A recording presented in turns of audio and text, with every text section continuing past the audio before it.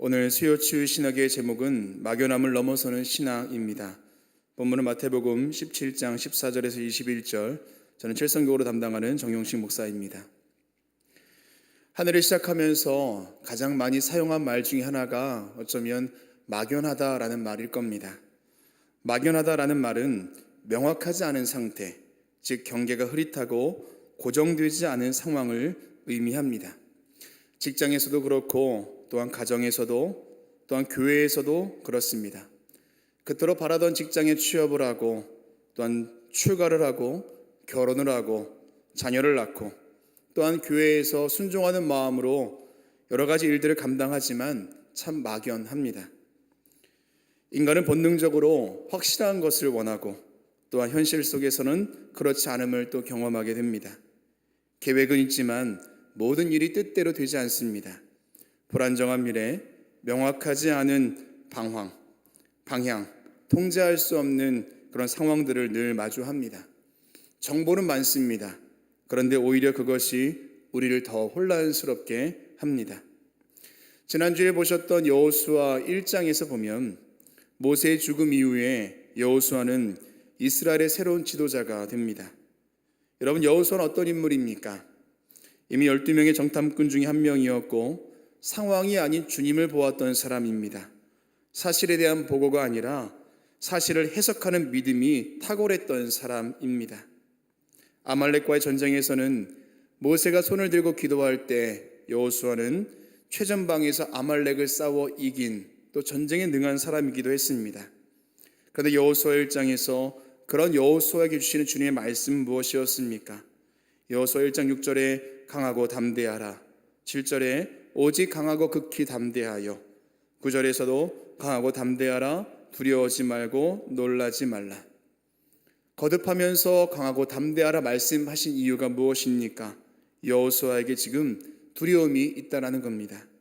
모세의 뒤를 이어야 하는 것에 대한 부담감, 또한 가나안에 들어온 것이 단순한 이주가 아니라 전쟁을 치러야 하는 상황이기에 이에 대한 두려움, 또 그도 인간이기에 막연함이 그에게 있었다라는 것입니다. 우린 어떻습니까? 믿음을 가지고 살아가지만 우리 또한 막연함을 자주 경험합니다. 오늘 본문을 보면 예수님께서 변화산에서 내려오신 사건을 기록하고 있습니다. 한 사람이 예수님께 와서 아들이 간증을 앓고 있으며 물과 불에 자주 넘어지는 심각한 상태라고 이야기합니다.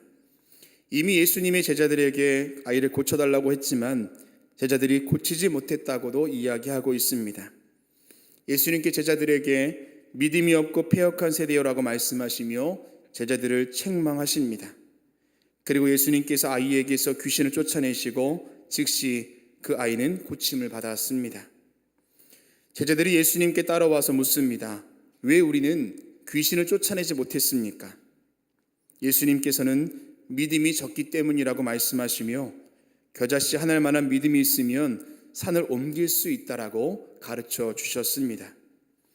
또한 오늘 본문에서는 21절에 없음이로 되어 있지만 어떤 사본에는 마태복음 17장 21절을 그러나 이런 종류의 귀신은 기도와 금식이 아니면 나가지 아니하느니라 라고 전합니다. 또한 평행 구절인 마가복음 9장 29절에서도 비슷한 내용으로 소개하고 있습니다. 이런 종류는 기도 외에는 아무것도 능히 나갈 수 없느니라. 오늘 말씀 속에서 우리가 생각해 볼 것은 예수님의 능력, 고침받은 자에게 있는 그 구원의 은혜, 그것도 물론 중요하지만 고치려고 애를 써봤으나 고칠 수 없어 안절부절하던 제자들의 모습입니다. 돼야 하는데 되지 않는, 예상과는 전혀 다른 상황이 벌어지고 또한 당황스러운 그 막연함을 마주했던 제자들의 모습.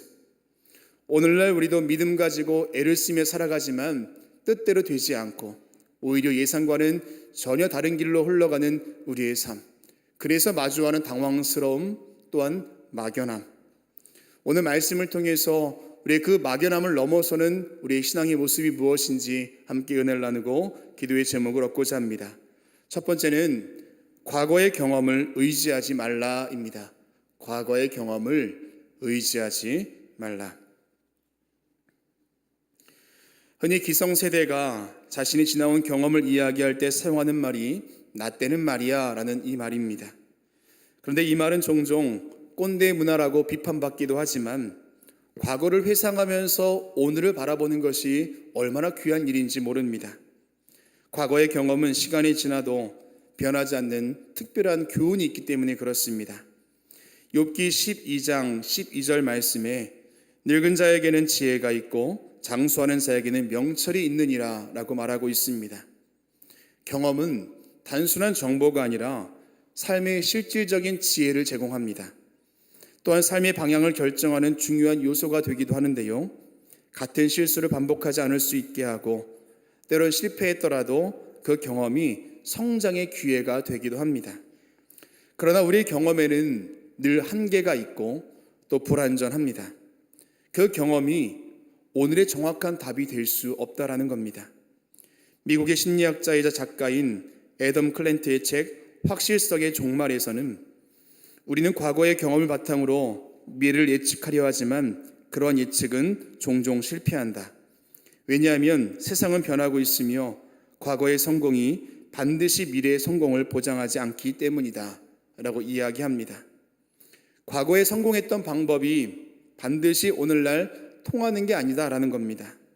그 경험이 편견이 되어서 때로는 우리가 더 좋은 선택을 하지 못하게 만드는 함정이 될 수도 있다라는 겁니다. 고정관념과 익숙한 사고방식이 우리의 시야를 제한시킨다라는 것이죠.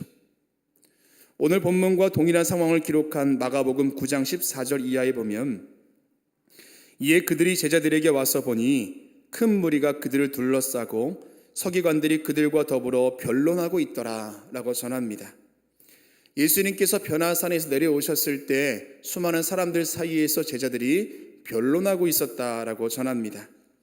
마가복음 6장 7절에 보면 12 제자를 부르사 둘씩 보내심에 더러운 귀신을 제어하는 권능을 주시고 예수님께서는 이미 제자들에게 권능을 주셨습니다.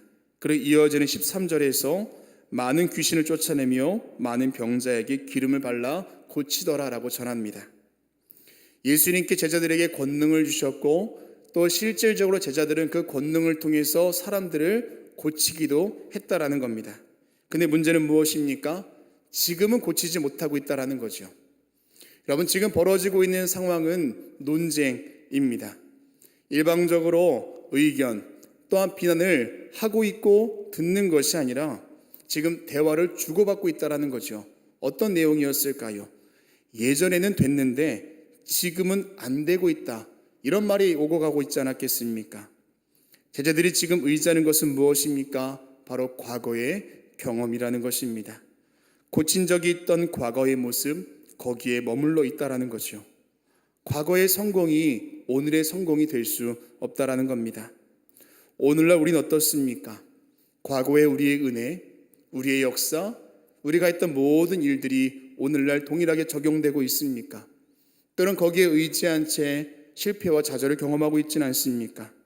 사랑하는 여러분, 우리의 과거의 은혜도 귀하고 역사도 귀하지만 시대가 바뀌고 상황이 바뀌면서 또다시 우리에게 주시는 하나님의 은혜와 능력을 사모할 수 있는 저와 여러분 되시기를 주님의 이름으로 축원합니다. 또 중요한 것이 있다면 반대로 과거의 실패가 오늘의 실패 또한 아니다라는 사실입니다. 우린 종종 과거의 실패를 떠올리면서 현재의 도전에 주저합니다. 흔히 트라우마라고 하는데요. 과거의 경험에 대한 현재 우리의 해석과 감정이 부정적인 쪽으로 흘러가는 것을 의미합니다. 중요한 시험에서 떨어졌던 일, 친밀한 관계에 있던 사람에게서 상처받은 일, 믿었던 것이 무너지고 그저 당연했던 것이 어색해져 버린 공허와 좌절, 낙심 등 이런 경험들은 다시금 도전하려고 하는 우리의 용기를 꺾어버리고 안 될 거야 라는 부정적인 생각을 심어줄 수 있다는 겁니다. 그러나 토마스 에디슨은 전구를 발명하기 전까지 1000번 이상의 실패를 경험했습니다. 그리고 그가 이렇게 말합니다. 나는 실패하는 것이 아니다. 단지 되지 않는 1000가지 방법을 발견했을 뿐이다. 우리는 과거로 돌아가 과거의 실패를 지울 수는 없습니다. 그러나 오늘의 선택을 바꿀 수는 있습니다. 사랑하는 여러분, 과거의 경험이 오늘 우리의 삶을 이끌지 못합니다. 과거의 성공이 오늘의 성공을 보장하지 못하고 과거의 실패가 오늘의 실패로 내몰지 않습니다. 경험이 중요하죠. 그러나 그 경험만을 의지할 때 우리의 삶은 막연할 수밖에 없다라는 것입니다. 그런 우리에게 주님께서 뭐라고 말씀하실까요? 두 번째는 생명력 있는 믿음을 소유하라입니다. 생명력 있는 믿음을 소유하라. 내 경험으로 되지 않는 그때 그 경험의 한계성을 인정하고 우리에게 있어야 할 것은 바로 생명력 있는 믿음이라는 것입니다. 앞서 말씀드린 것처럼 예수님께서 제자들에게 권능을 주셨고 실제로 그 권능으로 병자를 고쳤습니다. 그러나 지금은 일어나지 않고 있습니다. 그때 예수님께서 그 일을 해결하셨는데요. 18절 말씀에 이에 예수께서 꾸짖으시니 귀신이 나가고 아이가 그때부터 나으니라. 그리고 제자들이 예수님께 묻습니다. 19절 말씀에 이때 제자들이 조용히 예수께 나와 이르되 우리는 어찌하여 쫓아내지 못하였나이까. 그리고 예수님 말씀하십니다. 이르시되 너희 믿음이 작은 까닭이니라. 진실로 너희에게 이르노니 만일 너희에게 믿음이 겨자씨 한 알만큼만 있어도 이 산을 명하여 여기서 저기로 옮겨지라 하면 옮겨질 것이요 또 너희가 못할 일이 없으리라. 믿음이 작아서 그런 일을 하지 못했다라는 예수님의 말씀입니다. 예수님께서 말씀하시는 그 자금은 어느 정도일까요? 20절 말씀 만일 너희에게 믿음이 겨자씨 한 알만큼만 있어도 라고 이야기합니다. 겨자씨의 크기는 약 1mm쯤 됩니다. 지금 제자들의 믿음이 그보다도 작다라는 겁니다. 그러나 예수님께서는 단순히 제자들에게 있던 그 믿음이 얼마나 큰가, 얼마나 작은가 거기에 두고 말씀하시는 것이 아닙니다. 아무리 작아도 그 안에 생명력이 있느냐, 없느냐, 그게 중요하다라는 것입니다. 1mm 되는 겨자씨라도 그가 자라면 3m 혹은 4m가 되는 큰 나무가 됩니다. 아무리 작아도 그 믿음이 살아있는 믿음이라면 하나님께서 놀라운 일을 행하신다라는 것입니다. 나무 뿌리가 바위를 뚫는 이유는 단단해서가 아니라 생명력이 있어서 그렇습니다. 아스팔트를 뚫고 피어나는 이름 모를 꽃도 마찬가지입니다. 생명력이 있느냐? 그렇다면 그 살아있는 믿음이 무엇이겠습니까? 하나님을 향한 확고한 신뢰가 있고 그 신뢰는 어떤 상황 속에서도 흔들리지 아니하며 모든 상황과 조건을 돌파하고 역전시켜버리는 것, 이것이 바로 생명력 있는 믿음인 줄로 믿습니다.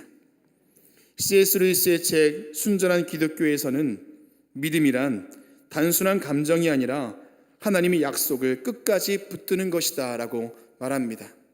하나님의 약속을 끝까지 붙드는 것, 그것이 바로 살아있는 믿음이라는 것입니다. 우리의 신앙의 여정 속에서 때로는 하나님의 약속이 너무 멀게 느껴질 때가 있습니다. 기도에도 응답이 없는 것 같고 상황은 더욱 어려워지고 기다림의 끝이 없는 것처럼 느껴질 때가 있습니다. 그러나 민수기 23장 19절에서 하나님은 사람이 아니시니 거짓말을 하지 아니하시고 인생이 아니시니 후회가 없으시도다. 어찌 그 말씀하시는 바를 행하지 아니하시며 하신 말씀을 실행하지 않으시랴 라고 전합니다. 하나님의 약속은 결코 변함이 없습니다. 우리는 감정과 환경에 따라서 흔들릴 수 있지만 하나님께서는 신실하시며 그분의 약속도 반드시 이루어지는 줄로 믿습니다. 또한 유지 피터슨의 책 믿음인 한 걸음이다 라는 책에서는 믿음은 한 번의 결심이 아니라 매일 하나님께 한 걸음 나아가는 여정이다 라고 이야기합니다. 한 번의 결심은 누구나 할 수 있습니다. 그러나 그 결심대로 매일매일 살아가는 것이 바로 믿음이라는 것입니다. 초대 유대 그리스도인들에게 박해가 있을 때 히브리서 기자는 이렇게 그들에게 권면합니다. 히브리서 12장 2절 말씀에 믿음의 주요 또 온전하게 하시는 이인 예수를 바라보자. 그는 그 앞에 있는 기쁨을 위하여 십자가를 참으사 부끄러움을 개의치 아니하시더니 하나님 보좌 우편에 앉으셨느니라. 믿음을 갖기로 결심한 그때부터 개종했을 그때까지, 또한 주님 부르시는 그때까지 한결같은 마음을 가지고 예수 그리스도를 바라봐야 한다라는 이야기입니다.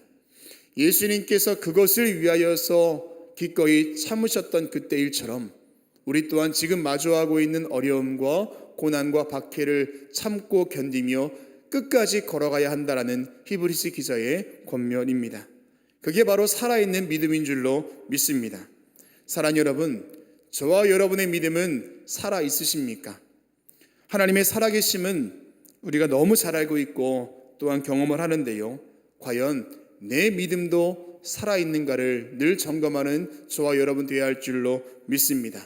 한결같이 주님을 신뢰하고 있는가, 한결같이 믿음의 길을 걷고 있는가를 돌아보고 점검하는 저와 여러분 되시기를 주님의 이름으로 축원합니다. 그렇다면 그 한결같은 그 믿음, 생명력 있는 믿음을 어떻게 우리가 가질 수 있을까요? 세 번째는 기도하라입니다. 기도하라. 오늘 본문의 결론은 21절입니다.